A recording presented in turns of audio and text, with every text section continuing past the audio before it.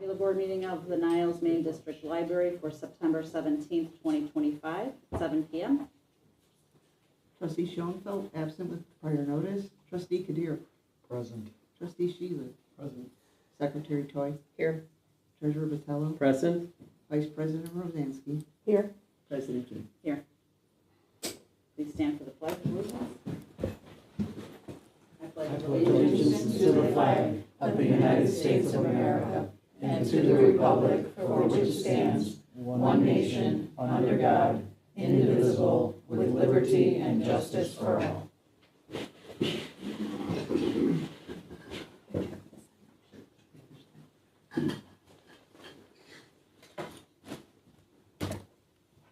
There's no sign up. Okay, no one has signed up for public comment. I didn't receive anything. Is anyone here like to make public comment? Yes.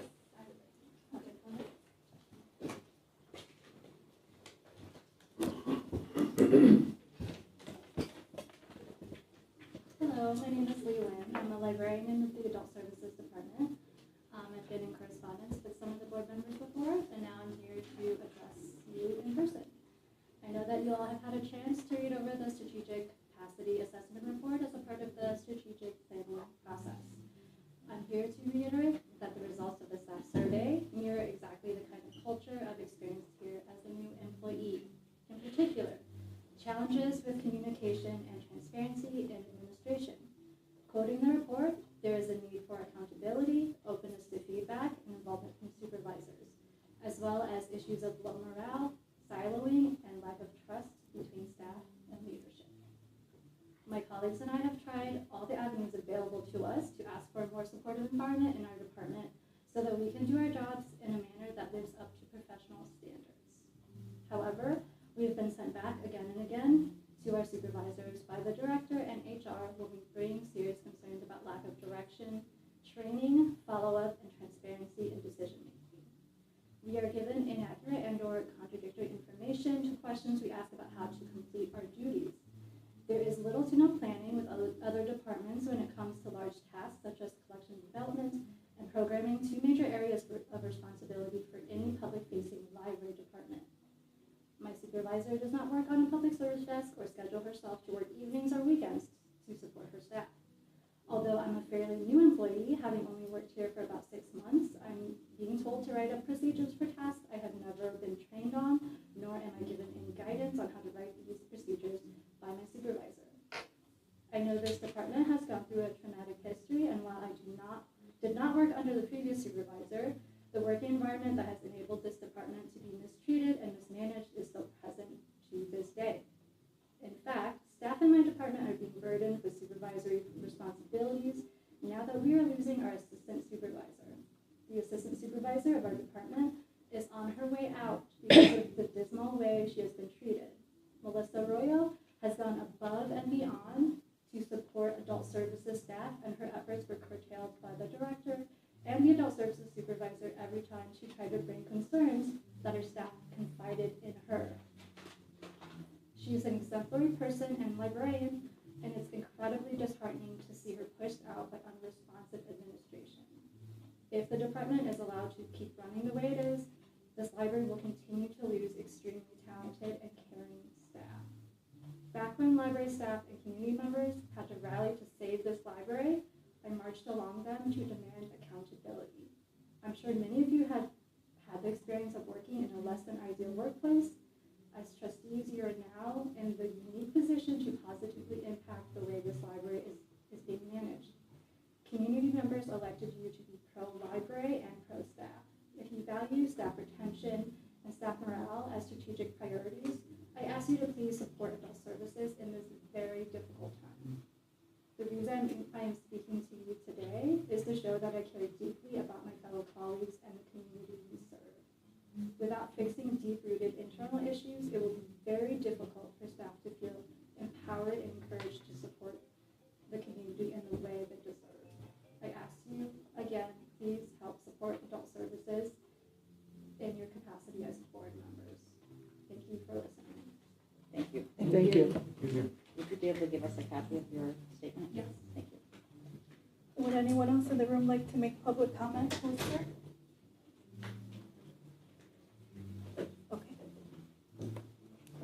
have no other public comments, we can move on to consent agenda.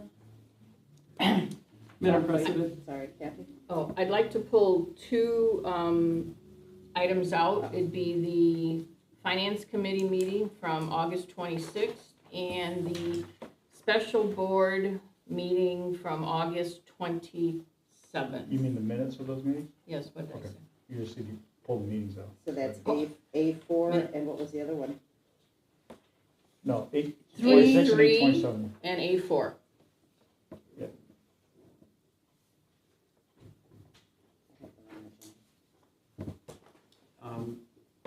Maybe this will help.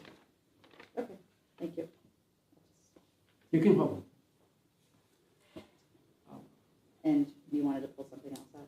Yes, are you done, Kathy? Yes. Okay, thank you. I did have a question with regards to checks that have been paid, and I would like a discussion on that. So, So All right, under, maybe let's start with the pay- minutes, because that's first, right? Yeah. All right, Kathy. Okay, on the minutes from the Finance Committee, real simple, what I believe I said, first sentence towards the end of the paper, long-term CDs to capture current rates, not municipal bonds. Do you want to see, do you want what I? okay, okay, sure. And then for the minutes from the special board meeting for the strategic plan, I believe I have this correct. There were more staff members here. It was Annie, Cassandra, and I believe it was Greg from IT. So we typically list the staff members who are either at the table taking minutes or speaking, not usually every staff member in the room. Oh. oh, see, that's new to me too. Okay, I guess I never picked it up before. We can Okay, change the wording of that section to make it clearer. all I can, just me, and I don't know what, back in the day, you know, it was like anybody who was sitting here like this today, you would list, however, we've got 12, 15 people sitting here. What, as the secretary, is that your preference? Because we can change the template to include that. Then we would have to include everybody that's in here tonight. I think it's a good idea, so we know exactly who attended a meeting. Okay, we can do that. Well, I didn't know I got a preference. You're the Yeah. secretary here. All right, let's, yes, I'd like to see that. Sure. Any other So changes you'd like to make? Everyone is, not accounted for, there's a better word, but I can't come up with it tonight. Okay. Acknowledged. Thank you. Acknowledged. Okay. Acknowledged. You knew there was a reason we invited them, huh? That's all I had on that. Thank you. Treasurer Patella? Thank you, Madam President. So my question pertains to the consent agenda item 4B, payment of bills. And I'm going to direct this question to our executive director, Valerie Marshall. Valerie, while reviewing the checks, I've noticed that some checks for vendors, if you will, or folks that present here for the library programs, some checks have been paid in advance Mhm. while the services haven't been rendered yet. Okay. I'm not gonna go into details who was paid in advance, Okay. despite the fact that the services haven't been rendered yet. And I went further to look at old payments of the bills, and some providers have had to wait as much as 6 months to be paid. Mm-hmm. And so my question to you is, what guidance are we using to make these payments? Because I went back to our policies in the library, and I was not able to find a policy that could direct, that could give me an understanding. Would you be able to offer an explanation? Sure, should I answer first, or I know that Vice President Rosansky is raising Yes. her hand, so Part of that 6 months thing, we've always paid them in the past. Pretty much right away. Like if it's a month in advance or whatever. After a former person was on the board who was the treasurer, put up a stink and quit paying people until after the services. So during that particular treasurer's regime, that's when that happened. And once that treasurer was no longer on the board, it went back to the way it used to be. I don't know if that's a good thing or a bad thing. If you want to change the policy, hey, whatever. But that's what I remember from this. I can speak to, I wouldn't call it paying in advance. They don't physically get the check, but when I was cutting checks, we needed a minimum 6 weeks to 8 weeks notice to get all the information, get everything signed, even if you needed a W-9, and then we would cut the check for the month. Let's say that these checks are from, no, they're September checks. So this would be, let's say, a program that's going to happen before our October board meeting. So when the program is presented after it's over, thank you, Mr. Bortello, here's your payment. And that's where you get your, I don't know, 6 to 8 weeks, maybe it's 6. So as Kathy mentioned, our practice is if we cut the checks, the liaison, we have a staff liaison for our vendors. They maintain the checks, or we actually keep them in the safe until the day of the program. And then they hand the check to the performer. Before I got here, there were some complaints from vendors who didn't get paid until several weeks after their performance. And we have stopped that practice because it turns vendors away from working with us. Mm-hmm. We also do not issue payment before service is rendered. We hand them a check the day of, but the checks are issued in advance, so we have them in hand to pay. And Thank you. like I said, that was because of the former treasurer who refused to have the checks printed out until after they did whatever service for us. I think I appreciate that. And thanks, everybody, for your contributions to providing me an answer. One more follow-up. Valerie, do we have an actual policy that governs us We with do regard to not, that? and we can work So- on one. Yeah, what I was going to recommend to the board is if we could review that under the finance committee meetings, so that we could look at either creating a policy or revising a policy that may relate to this. So I think that's a great idea. yeah, so I look forward to some future meetings within the finance committee meeting to discuss payment of service. Thank you. Thank you, Madam President. Thank you. Does anyone else want to pull anything out of the consent agenda? Then we can vote on it. So now, how do we handle this? We vote on the consent agenda. Okay, so move to vote on, To approve. move to approve the consent agenda for, approve them for everything else. Does that cover it? The minutes, the treasurer's report, the trustee report, the executive director's report, and communications. And payment of bills. And payment of Oh, bills. sorry, and payment of bills. Second.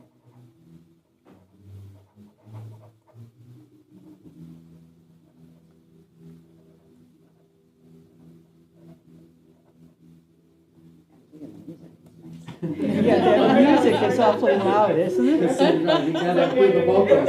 Do the vocals, Cassandra. Okay. Trustee Schoenfeld, absent with prior notice. Trustee Kadir. Yes. Trustee Sheeler. Yes. Secretary Toy. Yes. Treasurer Botello. Yes. Vice President Rosansky. Yes. President Keen. Yes. Passed 6-0.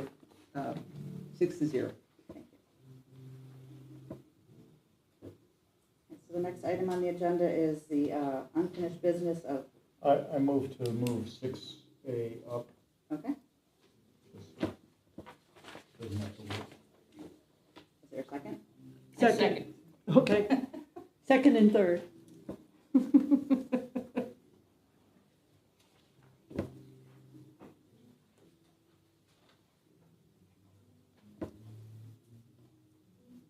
Man, That's nice.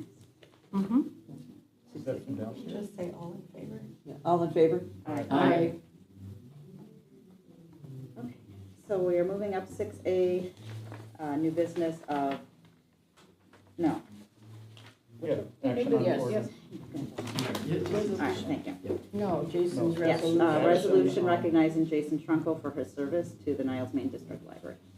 Yeah, I will, thank you. Jason Trunkel is here. And I will read it. Thank you.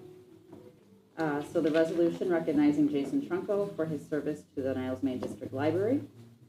Whereas Jason Trunkel has been a dedicated library trustee of the Niles Main District Library, and whereas Jason Trunkel has been a frequent and dependable volunteer at many library events, and whereas Jason Trunkel worked diligently to expedite the library's first union contract, and whereas Jason Trunkel served on the bylaws committee and advised on updates to the library board's bylaws, and whereas Jason Trunkel has contributed to the growth and livelihood of the library.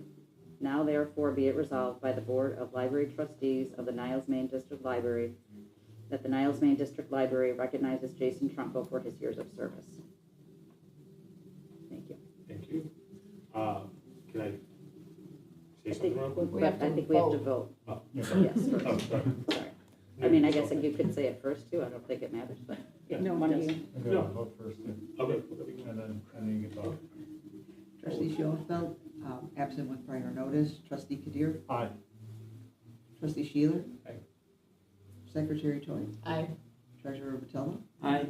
Vice President Rosansky. Yes. President Keen. Yes. 6-0 passes. Thank you. Mr. Trunkel. So first, thank you, board. I appreciate the honor tonight. It's very heartfelt, and I really appreciate it. I'd like to congratulate Dave. I've known Dave for going on 15 years now that I've known Dave.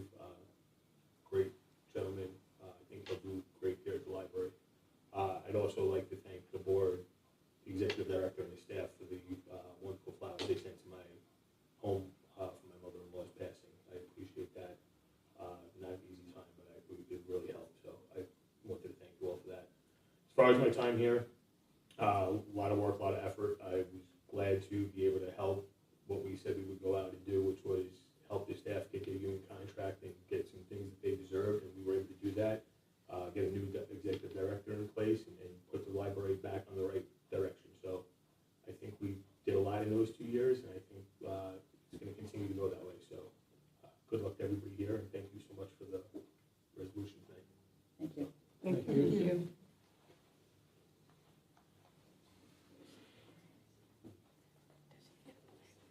I think Valerie will get them out. Yeah, I just didn't have time. Okay, thank you. Okay, so we're back to 5, unfinished business of action on proposal to expand library operating hours. Before anybody makes a motion, I'd like to revisit the conversation. So I do want to accurately represent the union's position remains opposed to expanding hours, especially at this time. They have agreed that if the library chooses to expand hours, we would do the 71 hours that is in the proposal. But the union, from what I understand, and the board is welcome to ask the members here if they wish, does not see evidence in the foot traffic to expand hours, and our staffing levels are still not where we anticipated them to be at this current time. Having talked to supervisors and run models, it is possible to do, and it would affect some staff members' schedules, absolutely. So that is something to keep in mind, as well as if our strategic plan keeps moving forward, we may want to consider, instead of expanding hours back in the building, doing something to refocus on outreach. So if we have less hours in the building, we may have more hours to potentially dedicate to outreach.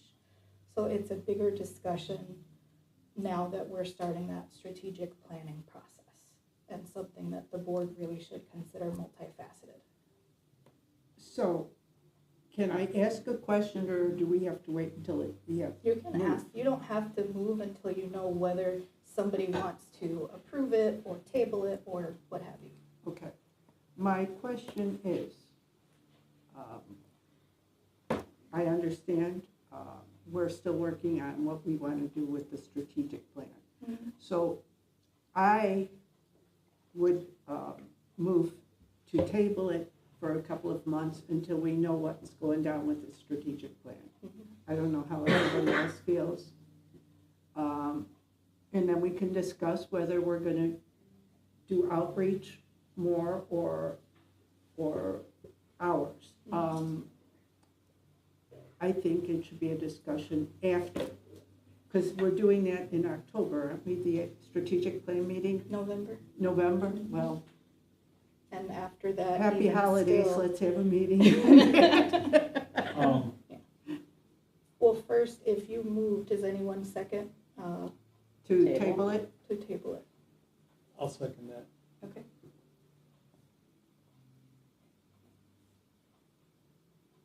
One less thing off the books, okay, thank you. So what you say? Or No, call you the take, roll? yeah, you Okay. do have to take roll. Trustee Schoenfeld absent with prior notice. Trustee Kadir? Nay. Trustee Sheeler? Yes. Secretary Toy? Yes. Treasurer Patello? Yes. Vice President Rosansky? Yes. President Keen? No. 4-2 passes. So does that mean we can't talk about it now that it's tabled? Yes, unless you want to bring it up in other Okay. later. And maybe I should have, I guess I shouldn't, I mean, because there was a motion on the floor, but, okay, that's fine. I'll keep my thoughts to myself. Unless you would all like to allow discussion. That is up to you. You just can't vote on anything after this. I would I like voted to- nay just to, so we could discuss it, so that's why I Yeah, voted nay. I would like to offer an opinion. Go ahead. First of all, I want to say that I support the idea of dialogue with the employees, with the all the staff here, with the union. And thank you for all union members being here to hear this. So looking forward, and if you can provide our leadership with data, if you have data that would support your points, that's something that we could use in making our decisions. Please. Thank you for your Please. time and your participation in this process. I want to make a comment as well. Taking Valerie up on her offer, we've got a lot of people here from the union, including somebody who's got some say. What I want to understand is if we increase the, and can we ask people to speak up, or like, can I ask people for their opinion, or is I that mean, like? you can ask, I don't know that they have to give it. Well, you have to give it, yeah, but anybody, any of you who's here, what I want to understand is, if we do increase the hours, right, that's gonna mean increased hours for hourly employees, correct? So if it's increased hours for hourly employees, I'm confused, genuinely confused as to why that's a bad thing. Like, why does union oppose that if it's gonna mean more hours for people potentially who want it, you know? So those who are full-time already are not gonna have any increase in hours. It's gonna be people who are part-time who are potentially seeking more hours, or new positions are gonna be filled. So my first instinct would be that the union would be in favor, and so I'm surprised to hear that you're not. But until those positions are filled, it probably just means more. That's what it is. They would have to work different hours than they do currently, some of them. So in answer to that, and this will require further discussions moving along, because the extension of hours affects like half an hour in some mornings and things of that nature. Even as we hire new staff, they won't necessarily be the only ones affected by the change in hours. It would be an entire building discussion. And we would take into consideration things like seniority and availability and things like that. So it would be a big change. These were, from my understanding, the hours that the library used to be operational, which is why the union did agree that if this was the direction the library wanted to go into, these hours would be acceptable. Many of the staff in patron services, they're the department with the most open positions listed and the biggest concern that was expressed by the union.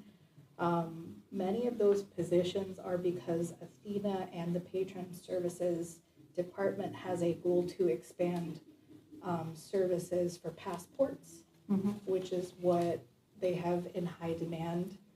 Those services might have to be cut down if we were to expand hours because we don't have as many people trained to do passports, so things like that. So at that particular department, it looks like it's a little bit like really understaffed, and it is somewhat understaffed to expand hours, but not to the extent of 5 positions, depending upon what services we offer.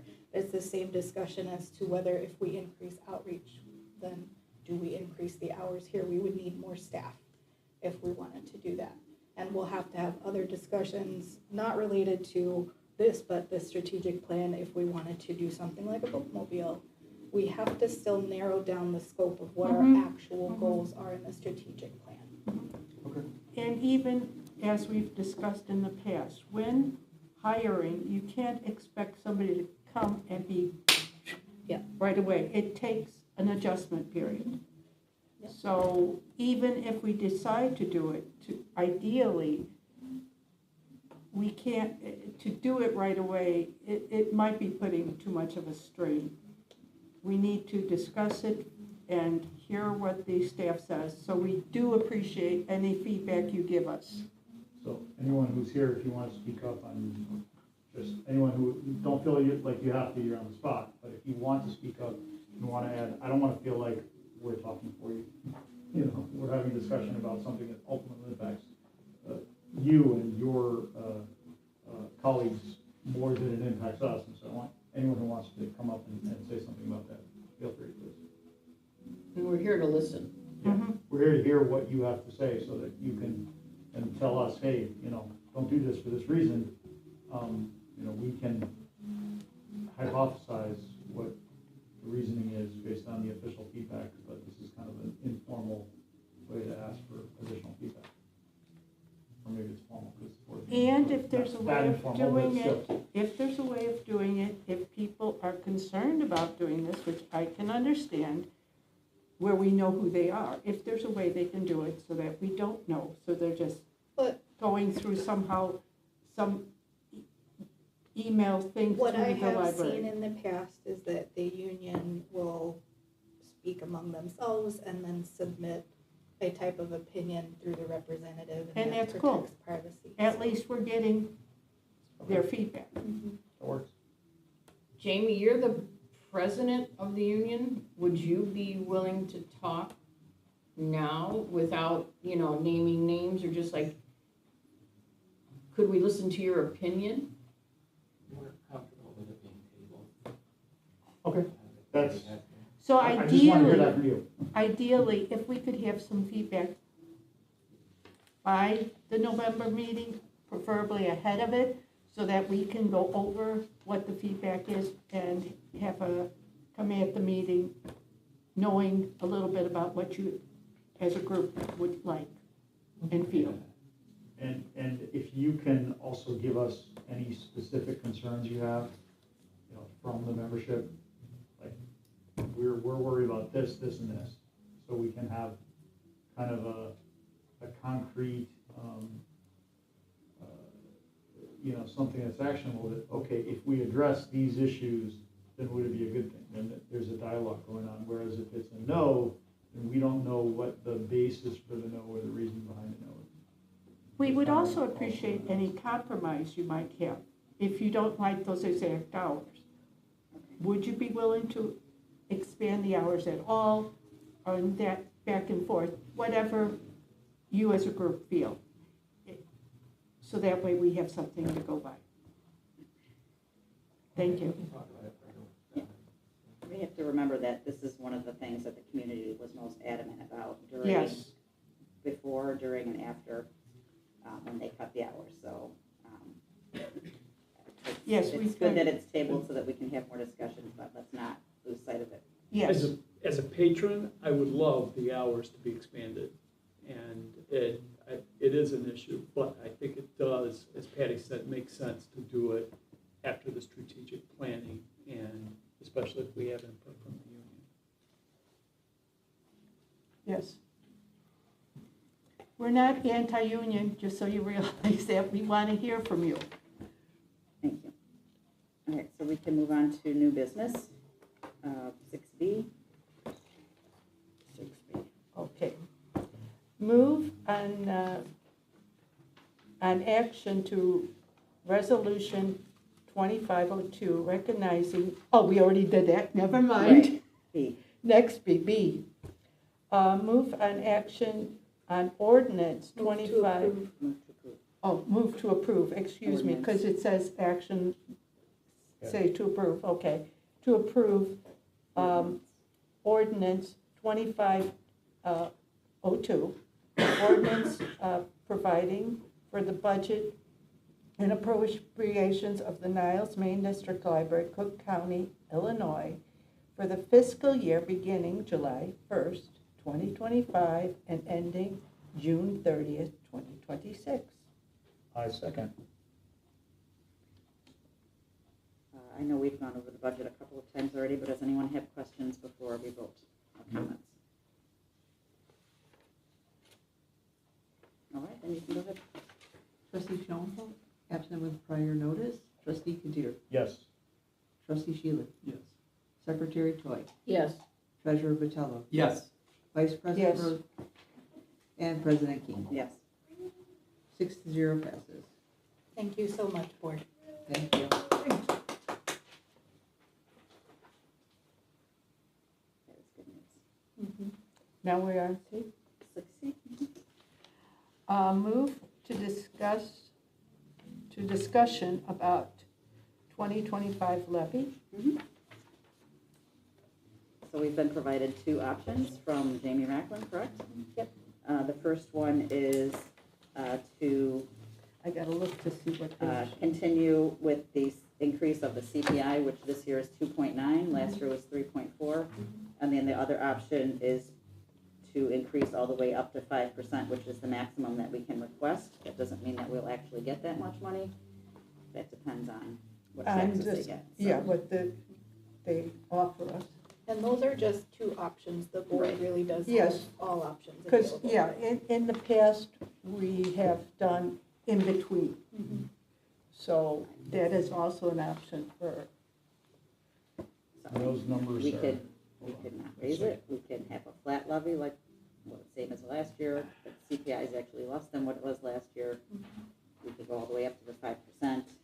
So this tonight is just a discussion of what the different options are, not an actual vote, So so, can I comment sure. as well? And this, couple things. So number one, CPI essentially is measuring the value of money. So if you were to hold it flat, you are actually, in a sense, decreasing it in terms of real dollars. So I think it makes sense to go up by CPI on an annual basis if your budget does not expand beyond CPI. And if I remember correctly, the operating budget grew by 400,000, is that correct? Ballpark? Ballpark. Yeah, ballpark 400,000 it grew. And so that was somewhere like went from like 6.4 to 6.8, if I remember correctly, or maybe it was 6.8 to 7.2. But the percentage there was something similar to CPI. I don't remember the exact percentage growth in the operating budget. So I would be comfortable with an increase that tracks CPI. Another thing, and this is just I've seen other libraries that have what's your levy? 6.3 million. Ours is like 8,255,100. Like, why not whatever we raise it to, make it a nice number? Okay, if somebody asks you what's the levy, it's 8.3 or 8.4, whatever it is.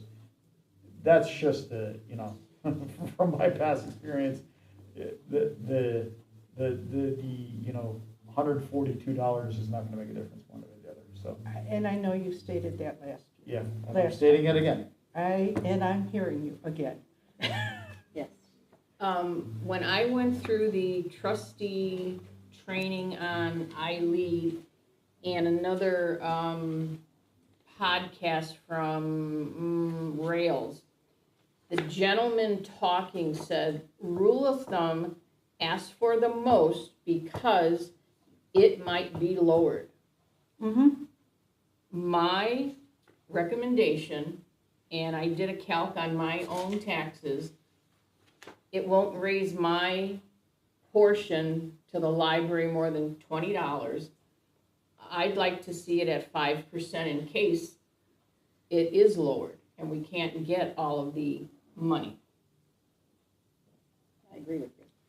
If you leave the money on the table, it's not gonna, you know, If you don't ask for it, if it is available, you won't get it. and we are considering, I mean, we're spending a lot of money on the lower level. I know that we do have a lot of money right now, but we're gonna be spending it too, so we We want to are, be able to. because we bulk are that doing back up The if flip we, side, the flip side of that is that if you have a lot of money and you're spending it, then why do you need more money? You know, because if we ask for 8.257 and then we get it, then we got it, right? We can't be like, no, we didn't really want all that. Like, you either have to ask for it or you don't. So let's ask for it. And I'm saying, let's ask for, you know, it's 8091, we can meet halfway in the middle, somewhere like 8.15 or something like that. I like percentages better than big numbers personally. Yeah, I'm a clean numbers Well, person. 5% is clean and you just, you know, Yeah, but, I mean, you're still levying 8,257,101. well, that's It's just exact, weird. you know. Well, that's just how it all calcs out though, when you figure out all the categories. Right, But again, this is just a discussion. Mm-hmm. We can talk more, digest it, and then we come back in October, correct? To vote? Yes. Mm-hmm. So, but what we state now, isn't that what's getting put in the paper? No. No, This that's is what just is straight. in October. Okay, I just want to get Yeah, that this is straight. just a discussion. This is just a discussion. so how many It's not people a here vote. are in favor of a Well, let's, CPI? and- Dave, yeah. you have thoughts? Or, you know, we've got a couple Well- other trustees. I mean, if you say 5%, the impact is $20 on my tax bill.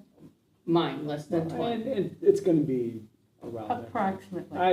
I have no problem with that. I mean, that's, no. So, it makes sense to go ahead and levy it at 5%, if you ask me. I mean, it makes sense. You know, Dave, if you're done, I'll go ahead and just offer my input. I prefer raising it to the 2.9%, simply because we don't have a strategic plan yet. We do have sufficient funds currently to operate as we are.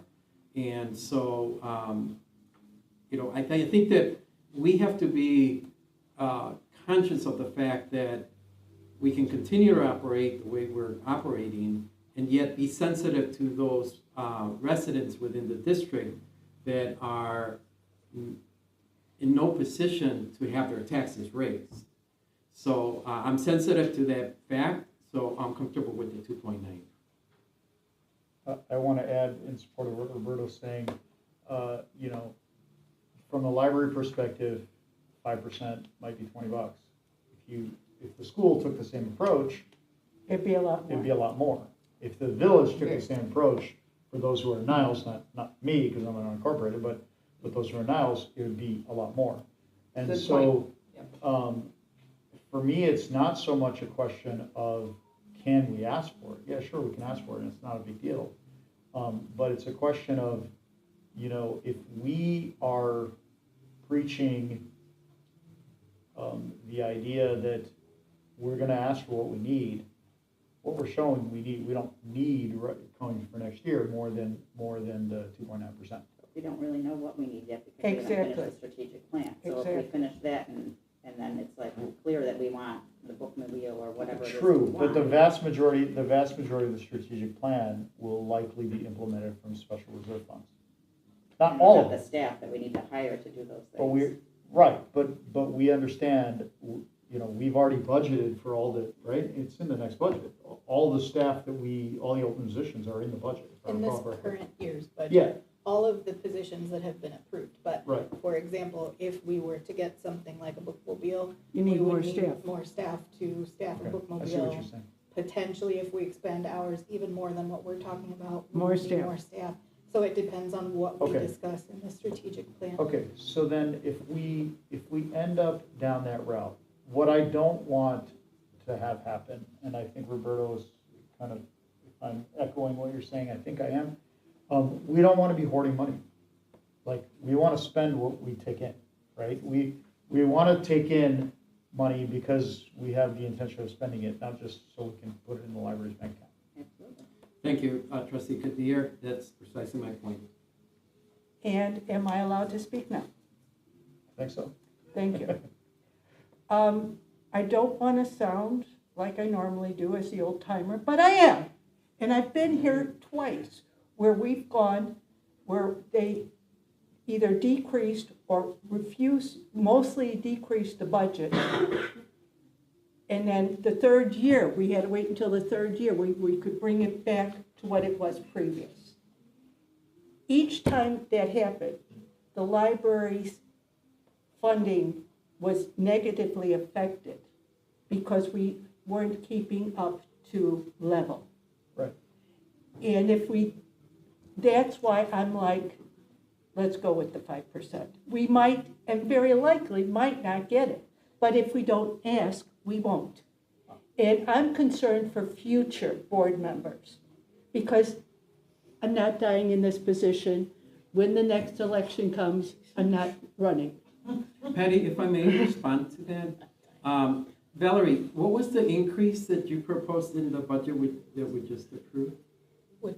For the 2025-26 year? I don't have that information off the top. of But my we head. didn't reduce it, correct? No, There we was an increase. There was an increase. Okay, yes. so Patty, at this point, we haven't reduced the budget. I don't want it level.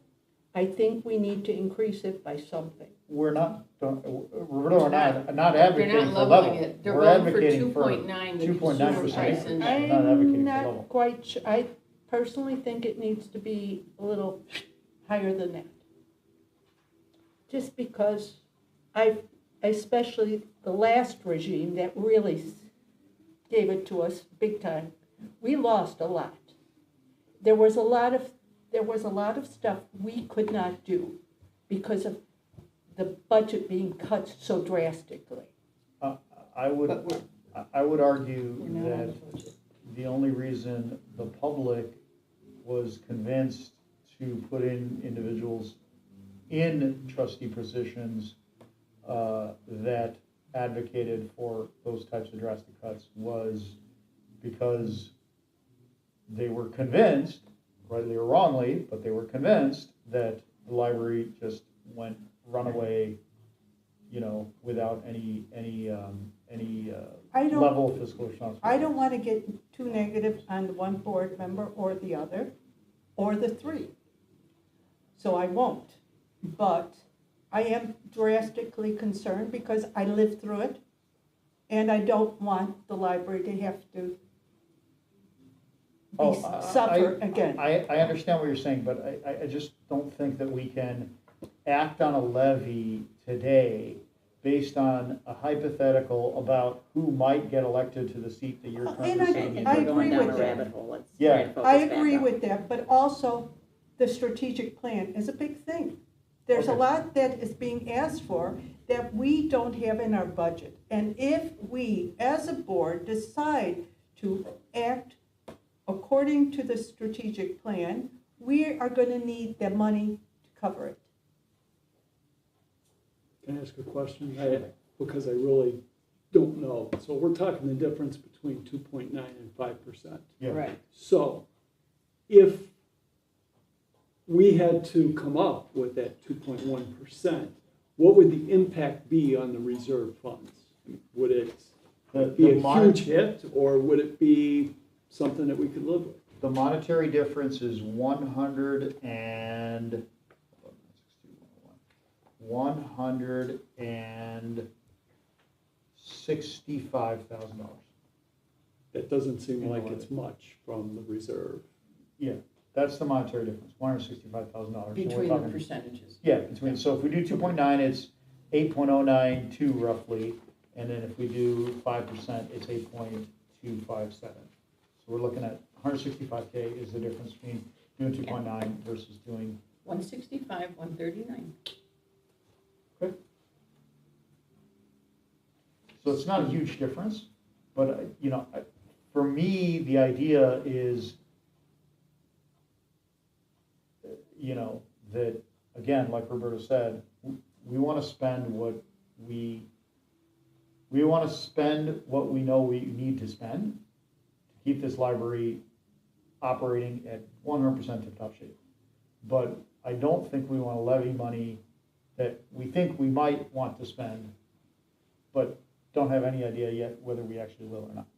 But- That's, again, I understand your position, I'm just saying that's my. No, but She's gonna say something not different. my position, but if we even, my understanding, if we even levy 2.9, we might not get 2.9. Exactly. If we level 3 or 4 or 5, we might not get it. So that's why, rule of thumb, you go for the highest, and then you hope for the best in what you receive. Well, the reason you wouldn't get it is because the actual tax collections would be lower, right? That's getting real technical, but I believe so. Depends where CPI lands. Yes, You can only go up to CPI or 5% if whatever's lower. So, Illinois requires district libraries to go to 5% as the max, or the CPI if it's lower. That's it. so realistically, we will probably get CPI. But if if CPI goes up by the time, if we ask for 5, we might get the higher level. Where if we say 2.9, that's all we'll get. So in other words, if CPI is 3.7, we'll still only get 2.9 if we ask for 2.9. Correct. Right. Does that change your mind, Roberto? No, simply because I believe that we have sufficient funds now to operate, and we should be operating within those means. So my position stands in that I want to be sensitive, fiscally responsible, especially to that segment of our district that lives with tight budgets. And again, I think that we have been responsible with our spending, and there's room for us to now, as a board, decide what's priority. Naturally, we can't have it all. We can't get all our wishes granted and just keep spending. So, that's the tough choices we have to make. And that'll be coming up as we get closer to finalizing our strategic plan. The other thing with the strategic plan is, strategic plans are 5-year plans. So a decision to increase, to add 20 positions to run a bookmobile, I don't think it's going to be 20, but let's just say 20 positions or 10 positions to run a bookmobile. We're going to first have to get the bookmobile in place. We're going to there's a bunch of things they're going to do, and $165,000 So it could- is not going to make that difference. Well, and realistically, that might not affect this next coming budget, but the budget after. Right. And I understand. And my position, again, is not over the 165K or the $20 on the taxes, but it's to say, yes, we are increasing.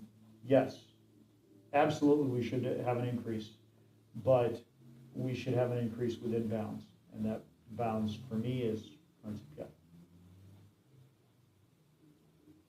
And that's, I And mean, it's an that excellent. delivers a message to the public that we are responsible and we are not taking your money and running with it. We're gonna take your money and spend it wisely. And I mean, it was a good discussion. Yes, Yes. that's a good start. Okay. Thank you all for your opinions and your points. All right, I think, Okay. Are we done with that? yes, we're on to executive. 6D. Action on, move to vote on propose to discontinue notary service. Yes. Do you move to approve it? No. Oh, well, Oh, to approve? I want Is to that what this- discuss. So we could discuss before you make a motion if you'd like. I would like a Please. discussion, please. Please. Yeah. So several of the staff for many months now who are certified notaries have come forward and said that through providing this service, while it is useful to some members of the community, as I indicated in the proposal, we do about 30 a month. The majority of the time, the staff is put in the position where they need to turn people away, or people are very frustrated because we cannot notarize the documents that they bring in for various legal reasons. Their biggest concern is personal liability, and I did confirm this with our attorney, which is what's also written in the proposal, that the state of Illinois, no matter if we offer bonds or what have you to the staff, they are still ultimately personally liable for anything that they notarize if an issue arises. And that is a very large burden and responsibility to place on staff. And many libraries in the area, I've not compiled a list, but I do know that many libraries in the area have started pulling away from offering notary services for this reason, so as not to put that burden on the staff. That makes sense. Okay, can I ask a few questions and talk? If I remember right, when somebody would become a notary, we'd pay for their stamp, and then along with that, you'd pay for, I believe it was a bond and insurance. Even if we have those in place, the attorney says that that protects the public more than it protects the person doing the notary stamp. That's what our attorney says. I can Okay. relate to the concerns of the employees then, because that's a big liability. Valerie, I have a question. Yeah. I'm sorry, go Well, it's ahead. just not Go what I understood. I thought the bond, well, not the bond really, but the insurance covered the person that is the notary. It covers certain amounts of the complaints that may come forward by patrons towards the library, but in like, if it were a criminal case, for example, and things like that, the notary themselves, they're ultimately liable and things of that nature. And that, in addition to potential financial burden, because the bond is only for so much, Right, yeah. it would also be a potential really big financial burden as well as just a legal burden for the staff. Thank you. Valerie, you mentioned that several months ago, staff brought concerns, yet this is the first time that as a board we've discussed this. How far back have you known about this? The concerns did not raise to this level until a patron who we have discussed in executive session continually requested notary stamps and came forward and was very abusive in their treatment of staff. And then staff in turn said, this has been a concern for us for a long time, but now it is escalated because of a patron that we have discussed in executive session. I'm trying to get an understanding of the time frame. So are we talking more than 6 months ago that these issues have come up? Not to this level. This was, again, related, the biggest time that this came forward as a group of people was related to the patron that I am talking about. So, Are you able to give me a time frame specific, I like am not. a month ago, 2 months ago? I am not. Okay, well, the reason why I bring this up in terms of the timeliness is because it's better to address problems early on, not wait for the problem to escalate. So I have a concern about us taking drastic action of removing a service that the public has depended on. I know for a fact of folks that have mentioned to me about how wonderful the library is with not only passport services, but notary services as well. So for us to be put in a position where we're discussing the possibility of removing a service, I'm not pleased at all with that. I would like to offer that if problems are there that require some level of intervention to protect our staff, we need to start there. So I'm going to propose that we continue the service and we support our staff. Number one, possibly by making the policy with regards to policy 3.32 with regards to public notary available to the patrons, so that that's the first document that they review as they seek the services, so that they will understand that the notary has the ability to refuse the service. And it's clearly outlined in the policy.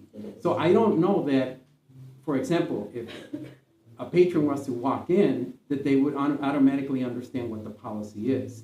And I want to see a situation where we're going to be proactive in avoiding that conflict. So that would be a great start for me.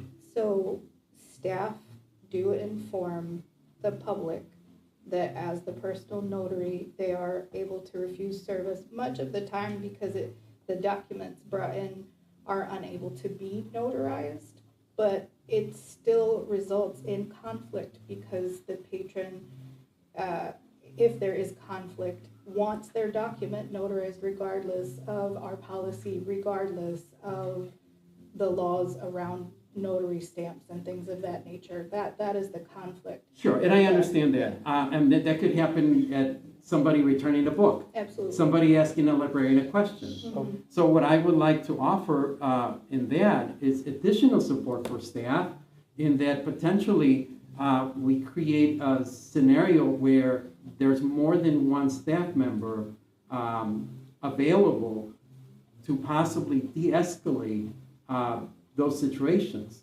Now, if I'm understanding correctly, I'm saying that if we have the notary service, for example, I don't know if this is possible, but at the passport office or somewhere in the main lobby where the staff and the patron are not isolated.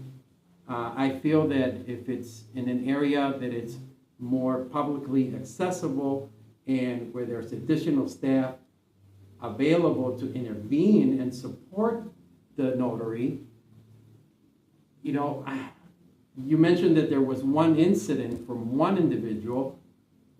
I would like to see some No, staff. It's Several multiple. incidents. Well, Yeah. Okay, so, but, the thing is this, is that we haven't talked about that, so I don't know if it's, if it's 3 out of 50, 3 out of 100.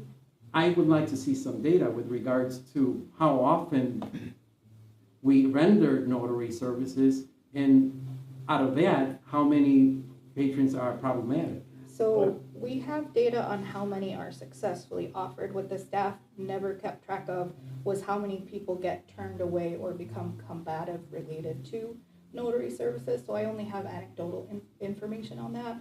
But what I am told is more often than not, the staff has to disappoint our patrons by not being able to notarize the documents that they bring in, and often have to result in at least some level of conflict. It does not often result to where they need the support of the person in charge and things like that. And this is done in a public area, usually near the passport desk and things of that nature, but that does not prevent the fact that there is more often than not a service we cannot provide because of the nature of the notary stamp, and that it results in conflict more often than other services that we provide.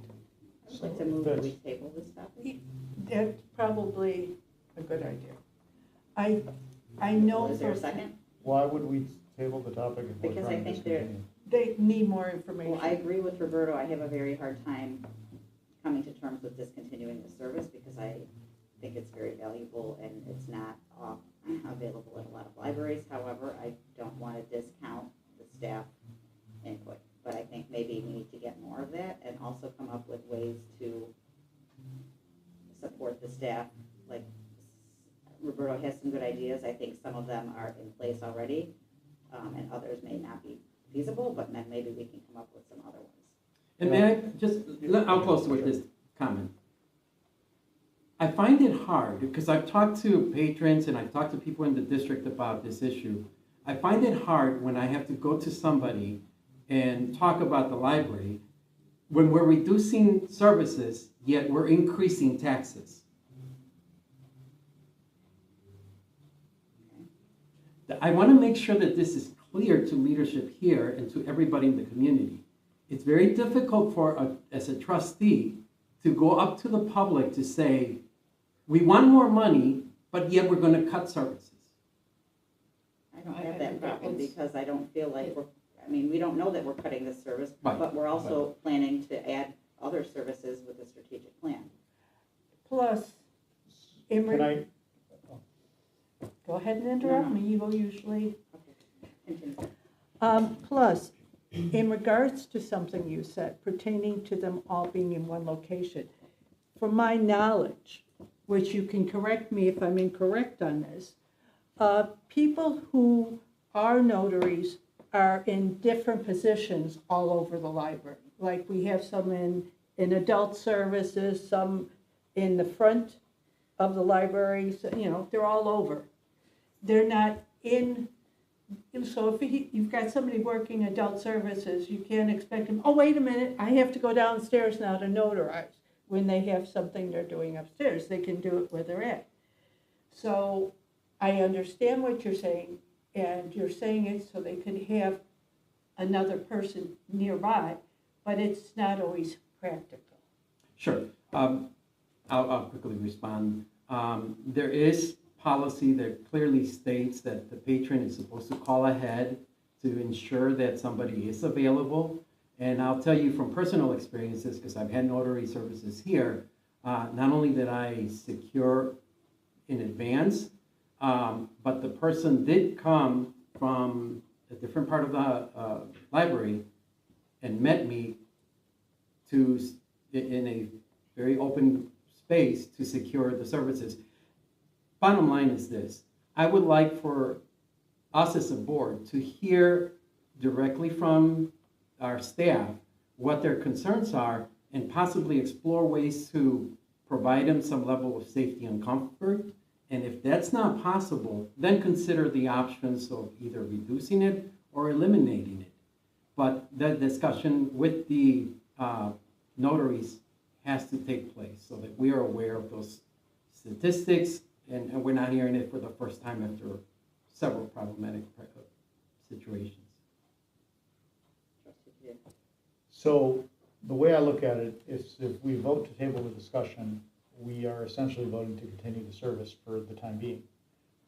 If we want to say that we want to potentially continue to offer the service, but we want to address these issues, then I think that the better approach than tabling the discussion would be to vote to put a pause on the services, a temporary pause, and then, discuss them again later to see if we should That'd be really resume. confusing to the public. It might be confusing. I to would people. highly disagree with that, because you're gonna just throw them into a really bigger tizzy. Because like, boom, tomorrow, hypothetically, no more notary, it's been paused. And they're not, my opinion, they're not going to grasp why. And then you're going to have, again, my opinion, a more upset patron than you would have had originally. Yeah, more volatile situation. Maybe. Is it possible, Valerie, to have some numbers compiled before the next meeting, if they just tally like this one didn't, We couldn't would help this need to person? have them collect data. I can ask the staff to do that. Another option that they requested is the board consider, even though we have not budgeted for this, hiring someone specifically who does notary services. And typically, people who do notary services charge a lot more money than many of our frontline staff I think are that's in their something we should current look into. positions. Yeah, Absolutely. especially when there's a potential for them being negatively affected financially, Mhm. that what we have in place isn't necessarily sufficient to cover them. Mhm. Yeah, get the data and possibly consider that action of having an actual notary here. That information would be helpful for. Yes. as well. Dave, did you have anything you wanted to add? Well, I don't know how hiring a specific notary is gonna solve the problem if the problem is the liability. So it seems our notaries, you know, gonna face the same thing, so, To share a history, if you don't mind, or I don't mean to interrupt you, were you? no, go ahead. please. From my understanding, that what was reported to me from staff is that at a certain point, a former administrator in the library, and I don't wanna share details because I'm reporting what I was told, said one day, we are going to offer these services and you are going to do it. It was not an expectation of anyone who signed up for their jobs that they had to do notary services. And at a certain point, other staff volunteered to help as far as in different departments, but primarily that service was given to patron services staff. It is not in anyone's job description except for Athena's to actually offer notary services. So it was not anything that anybody who took these positions expected to be added to their roles. And it is also a very large job. This happened well before my tenure here. And that's just to address your question, Treasurer Botello, the concerns they brought up were even starting before I got here, but they did not escalate to the point of the staff asking to propose to discontinue services until recently, which is why I am bringing this to the board at this time. But those concerns have been long-standing. So maybe a compromise. Sorry, if we had an outside notary that Mhm. came for XYZ hours, set hours, Mm-hmm. would they have more protection against? I don't Those believe so, because according to our attorney, the state law, mandates a certain level of liability. Would there That they be a- would be willing to take the job because they would be hired to do that. Would there be an issue then, if we had somebody and we hired them on for specific hours, would we charge? That would be something the board would consider. Because then that can go for extra coverage for whatever, but what you're saying, that doesn't necessarily cover them either. What type of liability, is the lawyer me asking, what type of liability is a notary gonna have for notarizing a document? Because you handed a proof of identification, proof of who you are. Notary is, you are actually the person who signed this document. So what type of is it, I can ask that question of the attorney. Everything I have from him is in the proposal that I gave, but he Okay. didn't specifically say amounts or anything of that nature. He just said that they retain liability. Well, you're just personally liable for errors, omissions, or disputes arising from their notarizations. Illinois notaries remain personally liable for their acts even if bonded or acting within the scope of employment by law. I could understand frustration of the staff with those kind of, The library can pay for bond costs and indemnify employees for acts taken in the scope of their duties except for willful misconduct or fraud, but the law does not allow staff to disclaim liability altogether. Even with the bond. right, but, this is willful misconduct or fraud. Well, no, that's what we can bond against. So Right.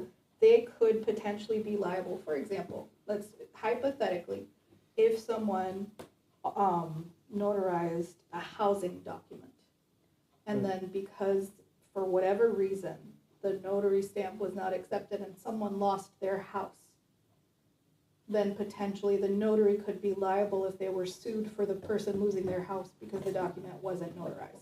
That is a very hypothetical situation, but that is I one thought we scenario. can't here at the We library. don't do housing documents. I am talking hypothetically. Oh, Yeah. okay, sorry, We yeah, do all not right. do housing documents No, for that uh-uh. particular reason because Yeah, it is we a big liability. Right, you'd have to probably go to a bank with a medallion stamp. Even banks don't do Okay. housing notaries having purchased a home in the last couple of years. You have to Okay. I had to get a traveling notary that cost $500 to do my housing documents. And they were here for 20 minutes. So it is a very lucrative business because of the liability that is taken on. Okay. Maybe then just for, not closure, but if you could get the data. We will try. I don't And- know how much can be gathered within a month. Like I That's said, true, their, right. their I mean, here concerns it- are over years.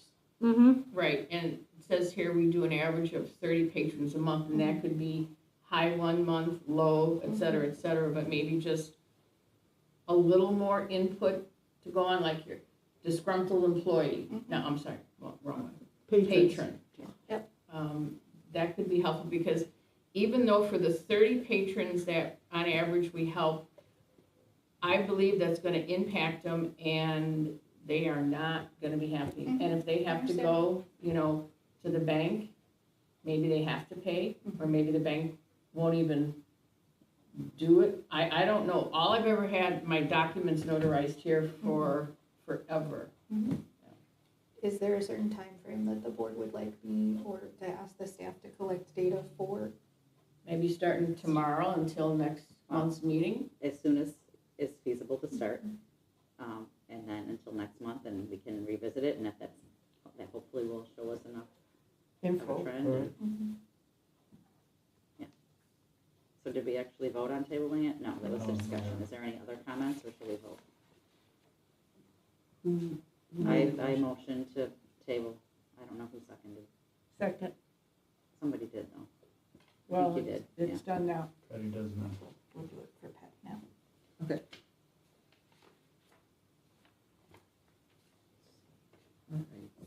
Do it all in favor. All in favor? Aye. I'm opposed. Anyone else opposed? Passes. It was on the D. Correct, now we're on 7. Now we're on 7. Yeah, now we go to executive session. Yes. I move to go to executive session to discuss the appointment, employment, compensation, discipline, performance, and dismissal of specific employees. 5 ILCS 122C1. Discussion of minutes of meetings lawfully closed under the Open Meetings Act, whether for a purpose of approval by the body of the minutes or the semi-annual review of minutes, as mandated by Section 2.65 ILCS 122C21. I second.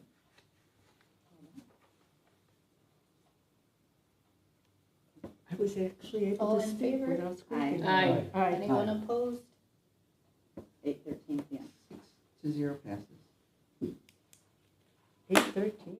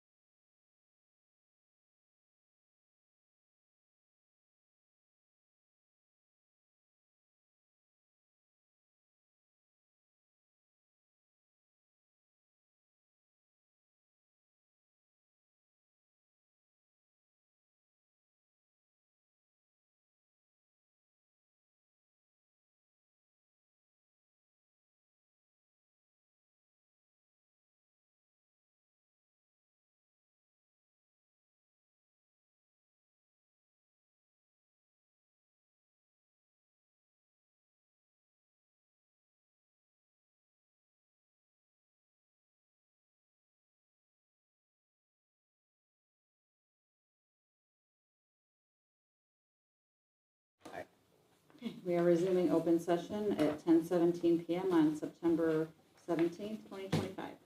And Treasurer Botello left at 10:12 PM. Do we have to take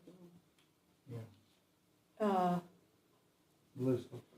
You don't have to because you announced that Treasurer Vitello left, so. So we do have action on executive session. Vice President Rosansky, would you read it? Yes.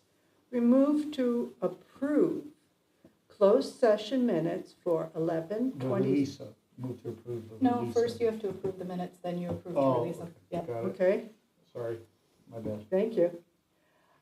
We move to approve the executive session minutes for 11:27:23, 4:17:24, 5:15:24, and 6:19:24. Second? I second, or you, oh, I'm, No, you seconded it. She seconded it. Kathy, okay. All in favor? Aye. Aye. Any opposed? Abstain. Abstain. Okay. passes. When you're ready, Precious, then I'll go on with the next one. Please do. Move to open, Release. release versus open. Move to release, thank you for correcting me, the open, or the closed session minutes for 11:27:23, 4:17:24, 5:15:24, and 6:19:24. Any seconds? I second. All in favor? Aye. Abstain. 4-1 passes. 4-0-1. You didn't vote no. You abstained. Oh, yeah, 4-0-1, okay. Yeah, Thank you. 4-0-1 abstain. Is there a motion to adjourn? I move Or to is adjourn. there other? Oh, does anyone have other? Yeah, I do a quick one. And it's one I've brought up in the past and I've experienced it again. People, please, if you register for a class or something, please, if you cannot attend, call up and let them know you are canceling because we have huge waiting lists. I was at something and there was a waiting list of 13. Nobody called to cancel and people didn't show. People could have been there. Please be considerate of the people who are on the wait list. Thank you. Anyone else? I move to adjourn the meeting. I second it. All in favor? Aye. Mary and Kathy. 10:21. 10:21. Thank you, everyone. Thank you.